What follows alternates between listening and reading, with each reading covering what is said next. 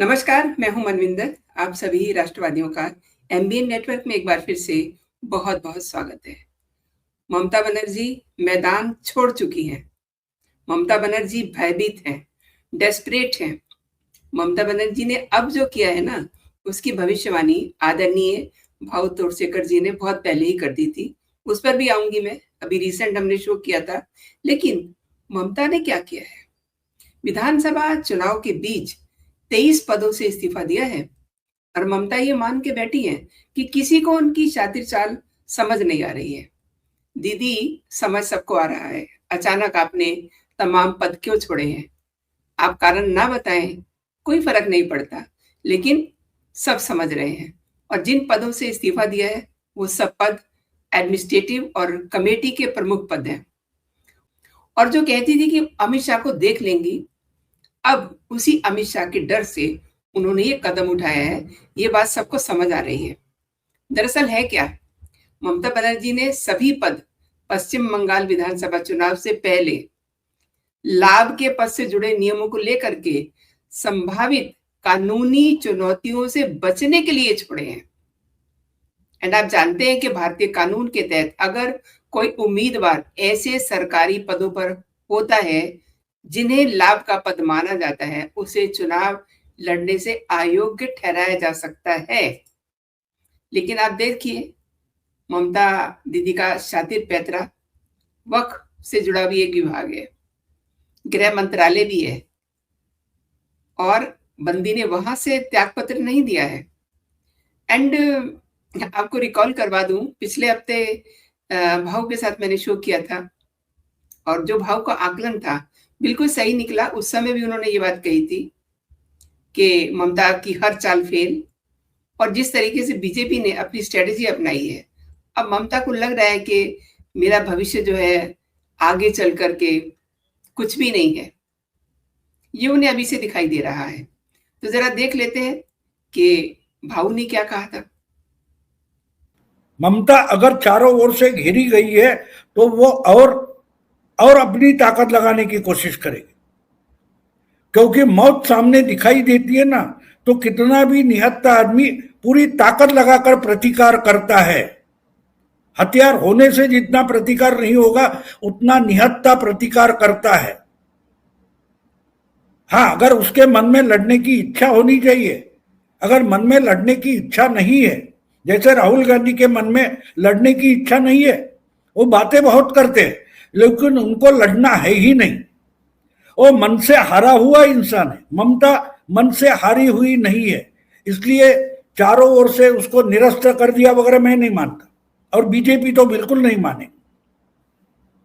और इसलिए बीजेपी ने जो जिस ढंग से तय किया था कि पिछले सब चुनाव में गुंडागर्दी होती है, हिंसा होती है, तो इस पर एक तरीका बहुत सारे बीजेपी समर्थक बोल रहे थे कि राष्ट्रपति शासन के सिवा चुनाव नहीं होना चाहिए। अगर होता है तो बीजेपी हारेगी ही हारेगी। तो बिना राष्ट्रपति शासन लगाए हम कौन कौन से कितने प्रावधान का इस्तेमाल कर सकते हैं। तो उनके समझ में एक आया कि जिसका एक बढ़िया डिटरेंट है वो डिटरेंट चुनाव आयोग है। ममता को बीजेपी से चुनाव लड़ना है, लेकिन अगर चुनाव आयोग आगे कर दिया जाएगा, तो वो चुनाव आयोग से लड़ते बैठेगी, ना कि बीजेपी से लड़ेगी। वो घाव डालेगी कहां, जहां घाव प्रभावित ही नहीं होगा। और सुप्रीम कोर्ट जाती रही, इधर जाती रही, उधर जाती रही, फायदा क्या हुआ? सुप्रीम कोर्ट ने साफ साफ बता दिया, कॉन्स्टिट्यूशन संविधान के जो प्रावधान है उसका इस्तेमाल करके अगर चुनाव आयोग कुछ कर रहा है और उसमें इलीगैलिटी नहीं है तो हम नहीं रोकेंगे। स्पेशल इंसेंटिव रिवीजन, एसआईआर, अगर उनका अधिकार है और वो कर रहे हैं तो आप उसको ऑब्जेक्शन नहीं ले सकते। अब बहुत सारे तमिलनाडु में हो गया, केरला में हो गया, गुजरात में हो गया, असम और कहीं और हो गया, कहीं भी कंप्लेंट नहीं है। तो ममता के पश्चिम बंगाल में ही तकरार क्यों है? क्यों इतना डिले हुआ? तमिलनाडु में तो डिले नहीं हुआ। 42 बंगाल की लोकसभा सीटें हैं और तमिलनाडु में 39 है, लगभग दोनों जगह एक जितने वोटर, एक जितने एमपी और एमएलए चुनकर आते हैं। तो ये सब तकरार सिर्फ बंगाल में क्यों है? क्योंकि वहां ज्यादा से ज्यादा बोगस थे, पकड़े गए, भाग गए, चर्चा नहीं हुई। तमिलनाडु सुप्रीम कोर्ट में स्टालिन दौड़ा नहीं, अकेली ममता क्यों? चोर के दाढ़ी में तिनका, कि जो काटे जा रहे वो हमारे काटे जा रहे। अगर है तो आ जाओ। और जितना डिले कर दिया उतना अपना ही नुकसान किया।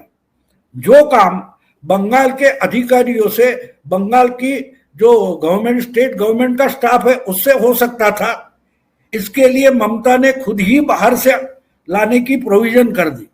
सुप्रीम कोर्ट बोला ठीक है, आपके लोग डर रहे, आपके लोग काम नहीं कर रहे, हम बाहर से भेजते। बाहर से जुडिशियल लोग भेजे, ना सरकारी भेजे। तो एक तरीके से ममता ने कुल्हाड़ी पर अपना पैर मारा है। गलती उसने की है, बीजेपी ने कुछ नहीं किया। बीजेपी ने उनको उकसाया जरूर है, उकसाया जरूर है। हर कोई व्यक्ति जो होता है उसकी फितरत होती है, उसका स्वभाव होता है। और जब आप गुस्सा करोगे तो आप गुस्सेल है तो सामने वाला आपको इरिटेट करता है, आप टूट पड़ते हैं और आप ही उस जाल में फंस जाते हो। तो ममता को उकसाना ये सबसे बड़ी रणनीति थी और अब ये हुआ है। अब एक तरफ पूरा वोटर लिस्ट अभी भी पूरा नहीं हुआ है, कुछ 35-40 लाख वोटर लिस्ट बाकी है, जो आखिरी दिन तक 23 मई तक या 20 मई तक आ जाएगी, 20 अप्रैल तक आ जाएगी। लेकिन तब तक आपको तो चुनाव लड़ना है। तो अपने बहुमूल्य टाइम जो था वो चुनाव आयोग को गाली देते हुए खराब कर दिया। और दूसरी तरफ आपने चुनाव आयोग और ज्ञानेश कुमार के खिलाफ इतना बवाल खड़ा कर दिया कि वो आपको बिल्कुल माफ नहीं करेगा, थोड़ी भी सहूलियत नहीं देगा। और इसलिए कोड ऑफ कंडक्ट लागू होते होते 6 बड़े अधिकारियों को ट्रांसफर कर दिया जी। और आप कुछ नहीं कर पाए, कुछ नहीं कर पाए। इसलिए मैं हमेशा पिछले 3 महीने से एक बात रिपीटेडली बोल रहा हूं कि ममता को केजरीवाल के रास्ते पर जाने की जरूरत नहीं थी। केजरीवाल ने जो गलती की वो सेंट्रल गवर्नमेंट से और हर एक से लड़ता रहा, कोर्ट में जाता रहा, लेकिन वोटर के पास नहीं गया। उल्टा उसी समय दूसरा चीफ मिनिस्टर है झारखंड का, हेमंत सोरेन, वो पुलिस आई, ईडी आई, उनके साथ चले गए, अपने भैया को, चचेरे भाई को चीफ मिनिस्टर बना, पत्नी के हाथ में पार्टी सौंप दी और जेल में 2 महीने बैठा। चुनाव के पहले वापस आ गया, जीत गया। तो हेमंत सोरेन के रास्ते से अगर ममता निकलती तो उनके लिए चुनाव आसान हो जाता। लेकिन अमित शाह इतने चालाक है, उनको मालूम है ये महिला ऐसी है, इसको जरा सा इशारा करो ये भड़केगी, और उकसाने का काम किया। और उकसाने के कारण ममता गलती करती गई, उसने तैयारी तक नहीं की। अगर उसका मानना है कि 40% समझो उसके वोटर कट गए, कोई बात नहीं, जो कुछ बचे हैं उसमें से आपको ज्यादा से ज्यादा वोटर अपनी तरफ लाना, यही तो चुनाव होता है।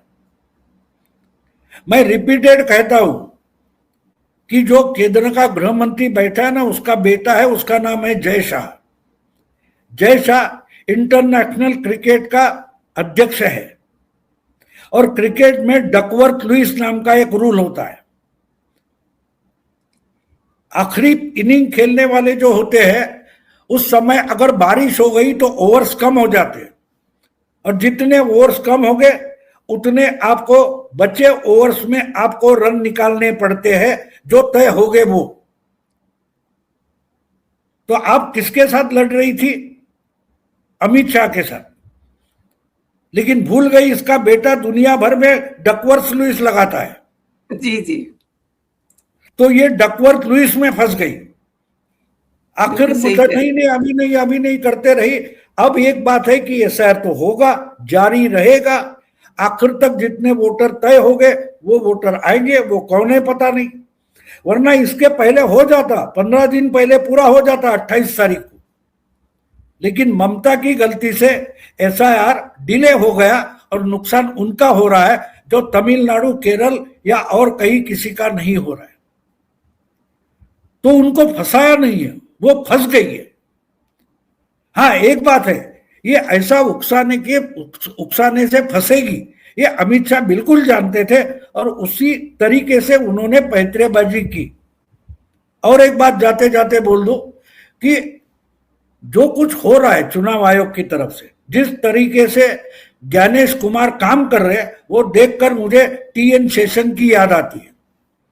91 से लेकर मुझे लगता है 97 वगैरह 98 तक शेषन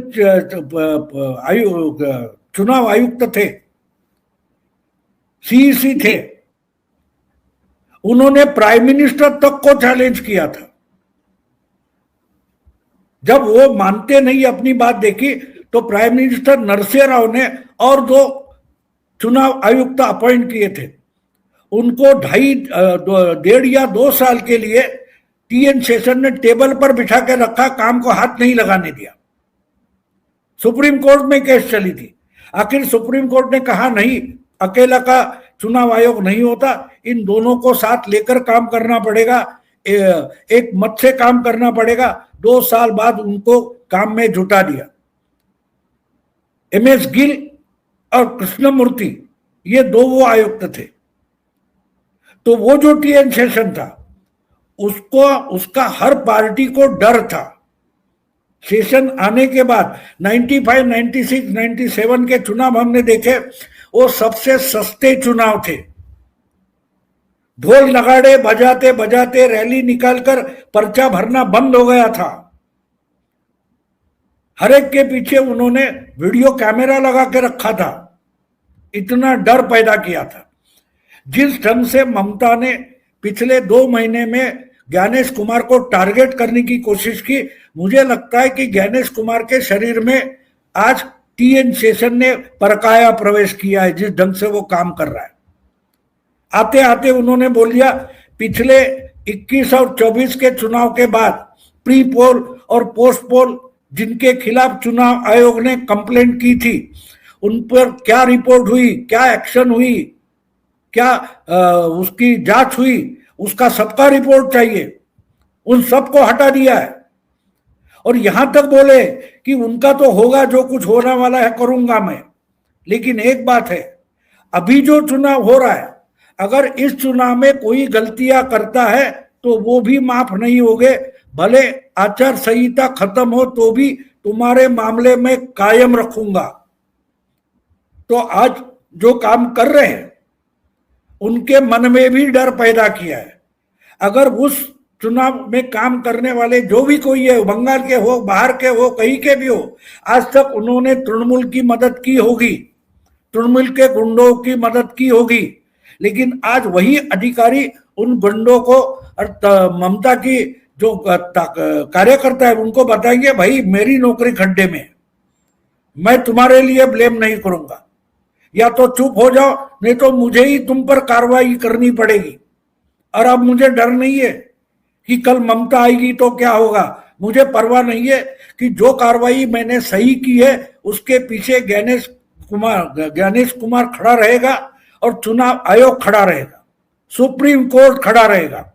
तो मैं तुमसे डरता नहीं हो, ये बड़ी आवाज चढ़ा बढ़ाकर वो अधिकारी बोलेगा तो ममता की आधी ताकत वही खत्म हो चुकी है। तो आपने देखा, वही बात हो गई। वो कहते हैं ना, जिसका डर था बेदर्दी, वही बात हो गई। 2026 के विधानसभा चुनाव में अपने पुश्तैनी गढ़ भवानीपुर से चुनाव लड़ रही हैं ममता दीदी। यहाँ पर उन्हें घेरने के लिए बीजेपी ने नेता विपक्ष और ममता के पूर्व सहयोगी शुभेंदु अधिकारी को उतारा है। डर तो लगता है ना, गला भी सूखता है जब सामने ऐसा उम्मीदवार हो उनके जंग में। ममता बनर्जी इस सीट से 4 बार जीत चुकी हैं, नो डाउट, लेकिन इस बार इस बार ममता डरी हुई हैं, डेस्परेट हैं, उनके तेवर ढीले हो चुके हैं और जीत के आसार उनको खुद को ही फीके लग रहे हैं। क्योंकि ये सब जो खेल कर रही हैं ना, जो उन्होंने ये सब अपने विभाग वहाँ से त्यागपत्र दिए हैं और कह रही हैं कि फटाफट इस प्रोसेस को पूरा किया जाए। उन्हें ये डर है कि कहीं वो फँस ना जाएँ। और इसके अलावा भी उन्होंने अपना अधिकांश जो समय है, वो अदालत खेलने में नष्ट किया है। अभी 2 दिन पहले ही ईडी वाला जो मामला है, उसमें खासी फटकार लगी है। फटकार आई मीन कपिल सिब्बल को लगी है, लेकिन वो रिप्रेजेंट तो ममता दीदी को कर रहे हैं ना सुप्रीम कोर्ट में। तो ये सब चीज़ें बताती हैं कि अंदर क्या चल रहा है। डर बहुत है, गला बहुत सूख रहा है और अपना समय इन्होंने नष्ट किया है अदालतों में, गलत मुद्दे लेकर के। और देखिए सुप्रीम कोर्ट अगर ये कहे कि सब जगह एसआईआर आराम से चल रहा है, आपके बंगाल में ही क्यों प्रॉब्लम है? तो फिर सोचना तो बनता ही है ना। आप सोच के बताइएगा कि ये जो चल रहा है, क्या राय रखते हैं आप इस पे? कमेंट करके बताइएगा। वीडियो देखने के लिए आपका बहुत-बहुत धन्यवाद और वीडियो में आप लाइक का बटन हिट करते ही हैं। अगर आपने अभी तक चैनल को सब्सक्राइब नहीं किया है, तो आप कृपया चैनल को सब्सक्राइब कर लीजिए और चैनल को सपोर्ट भी कीजिए, क्योंकि आपका स्नेह और सपोर्ट चैनल के लिए बहुत अहम है। अभी के लिए इतना ही। जय हिंद, जय भारत, वंदे मातरम।